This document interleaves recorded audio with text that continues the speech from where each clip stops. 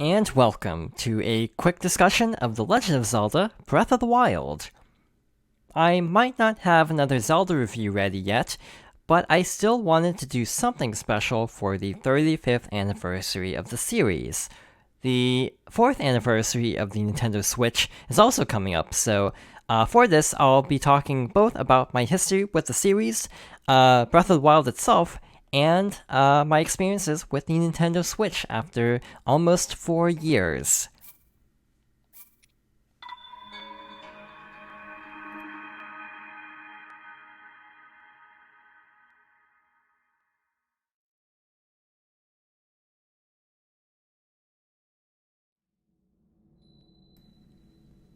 So, The Legend of Zelda Breath of the Wild was released in March 2017 as a launch title for the Nintendo Switch, but it also released on the Wii U, because I really wanted the Switch for other games like Splatoon 2 and some other inevitable games like Animal Crossing.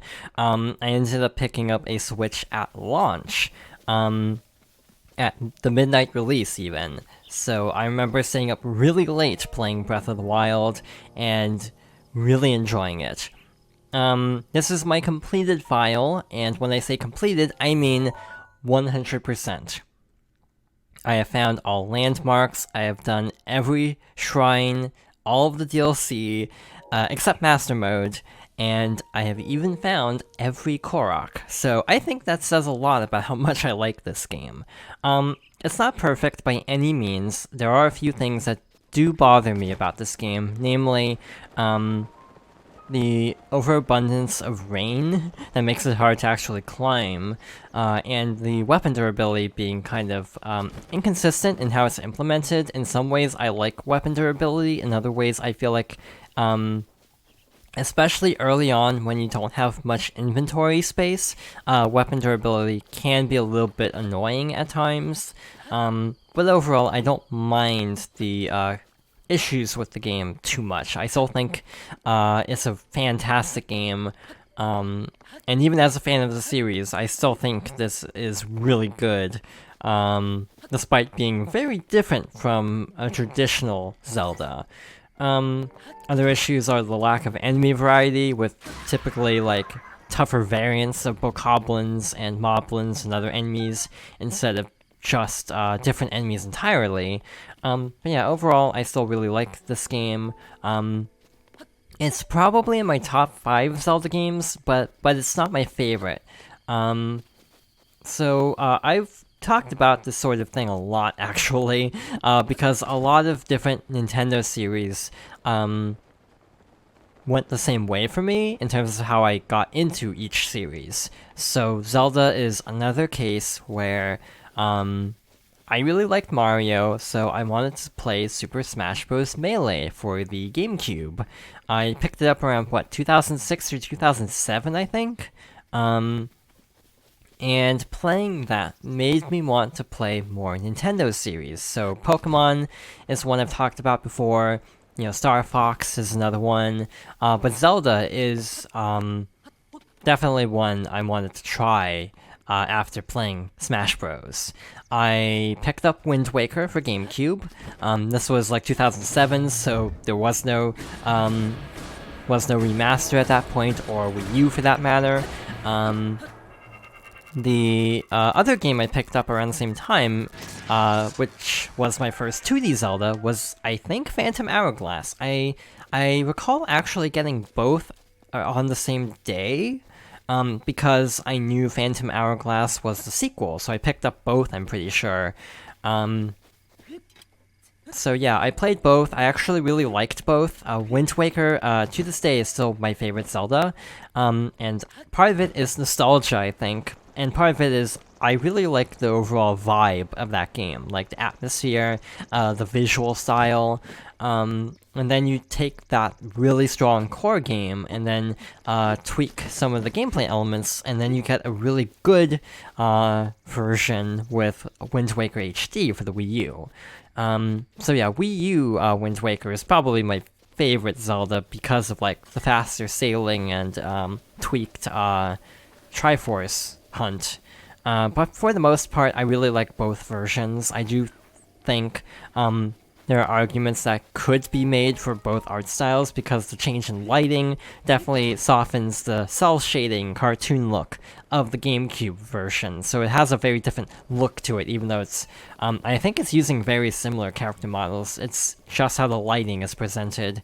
So yeah, I really liked both games and wanted to play more, so I picked up games like, the Game Boy Advance ones, like Minish Cap and A Link to the Past.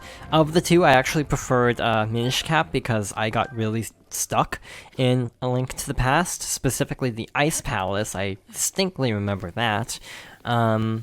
And thus I actually finished Minish Cap first. The same thing happened with Fire Emblem, where I picked up the first game in the US and then Sacred Stones. I got stuck in the first game, so I ended up actually finishing Sacred Stones first and actually liked that game better.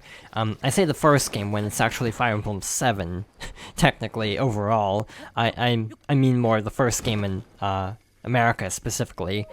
So yeah, after that point, I basically would play whatever Zelda game I could find, like, you know, Four Swords Adventure, and, like, even the GameCube collection of Zelda 1, 2, Ocarina of Time, and Majora's Mask, which I no longer own, and that is one of my biggest regrets as, someone who now likes to collect video games. Two of my biggest regrets are both GameCube, that collection, because it was a Nintendo Power giveaway, so I don't think it was actually sold, so it's extremely rare. And yeah, I found a copy, it was like $40 and got rid of it because I got really grossed out by a specific section in Ocarina of Time, the boss of Jabu Jabu. The way it basically implodes, it really freaked me out, so I sold it. Did not even try Majora, because I heard Majora was the scary one, and since I was already pretty terrified by Ocarina, I figured I should probably not play Majora. Also, that version of Majora is a broken mess, from what I've heard. But I did play Zelda 1, and that's how I first played it. Zelda 2 I would not play until the Ambassador program for the 3DS, which is kind of an interesting story that I don't think I've actually talked about on my channel before. At the price drop point for the 3DS, which was September 2011, they basically announced that they were going to do something special for people who bought the system early for full price of like $250. It dropped to $170 in the US, and some retailers actually discounted it early. So I actually got it for the discounted price and got the games as well. So that's how we played Zelda 2. Save states are definitely recommended for that one. And also a lot of other really good games for like the NES and Game Boy Advance. So yeah, from there I played most of the games as they released, and also would eventually get around to like the Oracle games and Link's Awakening DX through the Virtual Console, all three of which are actually really fantastic 2D Zelda games. I really don't have the best memories of A Link to the Past, so I always rank that game lower than I think most would. But I really do like the Oracle games. I really like Link's Awakening, and I also really like A Link Between Worlds. That's actually one of my favorite 2D Zeldas, along with Link's Awakening. In terms of 3D games, one game that kind of eluded me for a really long time was Majora's Mask. I would eventually play it for the Virtual Console, but it was actually not that long ago compared to everything else. This was only like, I want to say 2015 or 2016. It was really late. And it quickly became one of my favorite Zeldas, like my second favorite Zelda at the time, because I really loved the world of Termina and the characters in it. Even though the lack of dungeons and the time limit were kind of not great at times, especially on the first playthrough. I personally think Majora is a game that gets better the more you play it, because of the time loop. At first, it's very overwhelming, but once you start to kind of figure out the game, I think it's actually really cool, trying to get better at optimizing, making your way through the world. So yeah, Majora's Mask quickly became one of my top Zelda games, despite playing it almost last. I think it was the last 3D Zelda I had to catch up on. So yeah, I think I was kind of surprised at the time that even like Ocarina of Time did not hold up as well. Like with Ocarina, because I played it so late, I ended up not really caring for Ocarina when I finally did get around to finishing it on 3DS. But I still think Ocarina is a great game, especially the 3D version, but it does feel a little bit antiquated in some regards. Majora's Mask has so much personality that shines through even with some dated design elements. Majora's Mask is definitely a game I would love to do a Let's Play of at some point because of how much I like it, but I'm a little bit intimidated because it's such a popular Let's Play game, to be honest, that it's a little bit intimidating trying to figure out how I would want to approach it.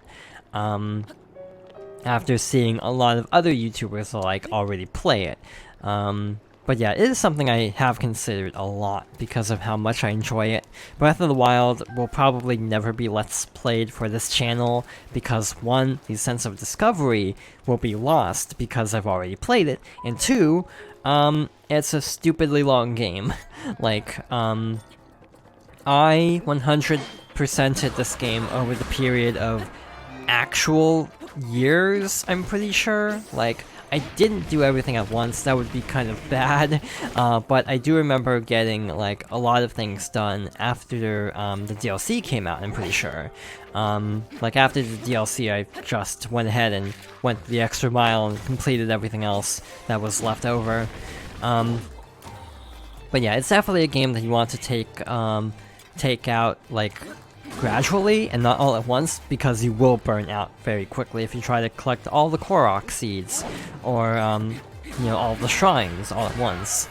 There's so much to do in this world that's good to basically spread out all of the different types of activities so you can break things up over time, I think, at least. So overall, Breath of the Wild, I would say, is my third favorite 3D Zelda, and overall would probably still be third. I still generally have a preference towards 3D Zelda, even though I acknowledge that 2D Zelda is still really good, and, after Wind Waker, Majora, and Breath of the Wild would probably be A Link Between Worlds and Link's Awakening. Whether DX or the Switch version, I kind of go back and forth. I generally prefer the Switch version in terms of actual gameplay, but I actually do like some things that were axed from the Switch version, namely the photo mode. Was really cute and led to some really cool scenes that were not replicated for the remake because there was no photographer in that, so that was kind of a shame. So yeah, overall, I really like the series a lot. It's probably my favorite Nintendo series and one of my favorite series in general, actually. Even though I did not grow up with the series, I have played so many of them and still really, really like the series, and so many of these games are my favorites, of all time. So yeah, I think it's safe to say that Zelda is my favorite Nintendo series. I'm looking forward to seeing what comes next, because we haven't really heard much about Breath of the Wild 2 yet. The recent Nintendo Direct, they basically said stay tuned for more information. We're also getting Skyward Sword HD, which is exciting as someone who actually really likes Skyward Sword. I also really think highly of that game. That's probably my, let's see, that's probably my 4th favorite 3D Zelda, and I fully admit that is not necessarily a popular opinion. But yeah, I really like Skyward Sword a lot. I'm excited it's getting another chance.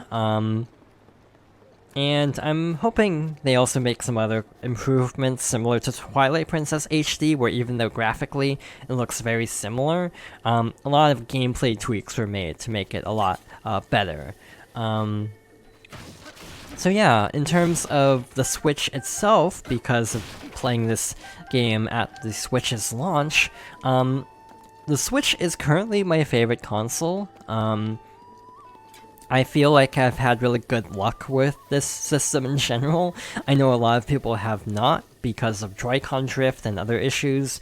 I have experienced that, but I mostly use a Pro Controller, which also tends to give people trouble, but I've had really good luck with this Pro Controller, where it hasn't drifted at all.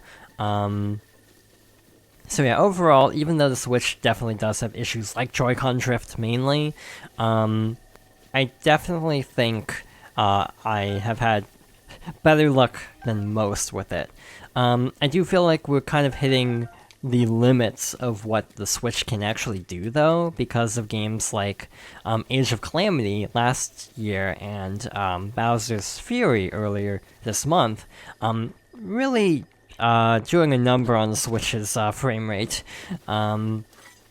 So part of me wonders if we might have a new 3DS situation where, like, you know, Hyrule Warriors 1 was on 3DS, and then on new 3DS it ran better.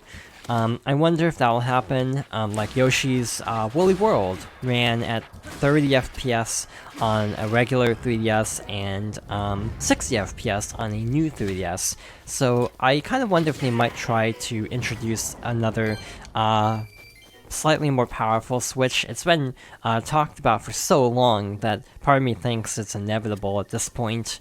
And yeah, I am interested to see how that turns out. I feel like they will probably try to replace the Joy-Cons. I'd be curious to see if they would try to use like more traditional control stick modules for an upgraded Joy-Con setup that are less prone to drifting, even though those still drift, as we've seen with the PS5 most recently, just less pronounced.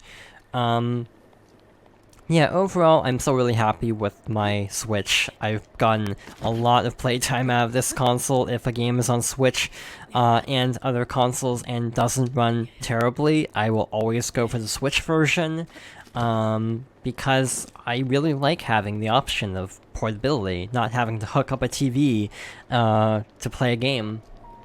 It's really nice, and I'm excited to see what comes after it, though, in terms of like hardware as well, like how they iterate on this concept, or if they try to do something completely new afterwards. I hope there's still like compatibility, though, because so many games have been brought over from like the Wii U, that it would be a shame to have to bring those games over again to a new set of hardware.